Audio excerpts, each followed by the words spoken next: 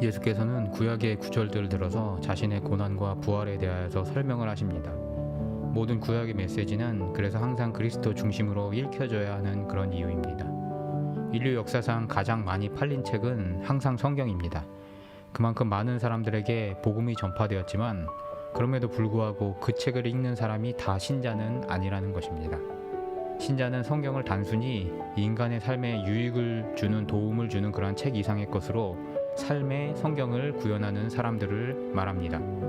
우리 주변에 흔하게 볼 수 있는 유형들 중에서요, 교회에는 참석하지 않는데 성경을 읽는 사람들, 꾸준하게 필사나 캘러그라피라는 이름으로 성경을 접하는 사람들을 쉽게 만나볼 수 있습니다. 그런데 이들은 참 의미의 신자는 아닙니다.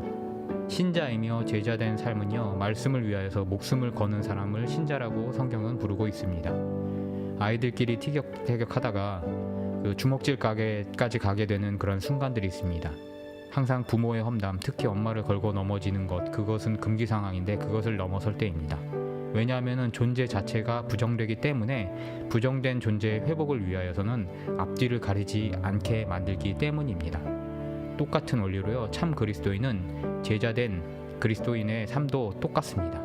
성경을 읽고 마음에 수긍하는 차원을 넘어서서 이 모든 일의 증인이 되라는 예수 그리스도의 마지막 말씀, 그 말씀이 심장에 박힌 사람들을 참된 그리스도인이라고 우리는 부릅니다. 이 가슴에 박힌 예수님의 언어의 힘이 우리 삶을 삼키고 효율적이건 비효율적이건 능력이 있건 없건 그것을 떠나서요, 복음을 향하여서 우리를 드라이빙해 나간다는 것이 참 신자된 삶이라는 것입니다. 예수가 존재했었다는 사실은요, 역사적 사실로서 누구나 동의합니다. 모함메드조차도 예수 그리스도를 선지자로 인정합니다. 그런데 신자는 그들과 달리 십자가에 달리던 그 순간에부터 시작된다는 것입니다.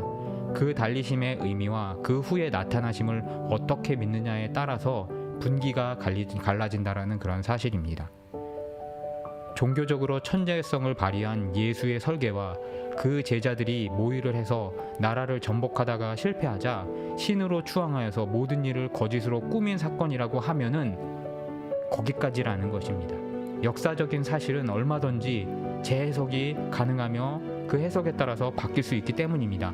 그런데 그 스승과 짠 제자들이 하나같이 순교도 불사하며 십자가에 거꾸로 달리고 기름에 튀겨주고 톱으로 켜있는 그런 순교도 불사하면서 나를 죽이라고 목숨을 내놓고 전하다가 순교할 정도라면은 무언가 있음을 깨달아야 한다라는 것입니다. 그것이 바로 믿음이라는 것입니다. 11제자 중에요, 사도 요한 혼자만 자연사했습니다. 그도 죽기를 기를 쓰고 전하였으나 예수 그리스도께서 남겨주신 특이한 케이스입니다. 나머지 제자들에게 치사율 100%를 선사한 그것은 무엇인가? 그것에 대한 관심이 바로 제자도의 기본 베이스라는 것입니다. 심지어요, 살아생전 예수를 보지 못하고 예수의 영만 만났던 만난 거 본 것만으로도 사도된 바울은요, 보지 못한 사람을 위하여서 순교를 불사하는 기적적인 일을 벌이게 됩니다. 사랑하는 성도 여러분, 이제 성경의 역사적 경험과 말씀의 차원에서만 읽는 것에 머무르지 마시고 성령의 역사의 체험을 함으로 말미암아 그 말씀이 여러분 삶을 드라이빙 하시기를 주님의 이름으로 축복합니다. 그리고 그 예수의 마지막 하신 말씀을 기억하면서 너희는 이 일들의 증인이라는 예수님의 말씀을 여러분의 가슴팍에 받고 살아가시기를 주님의 이름으로 축복합니다.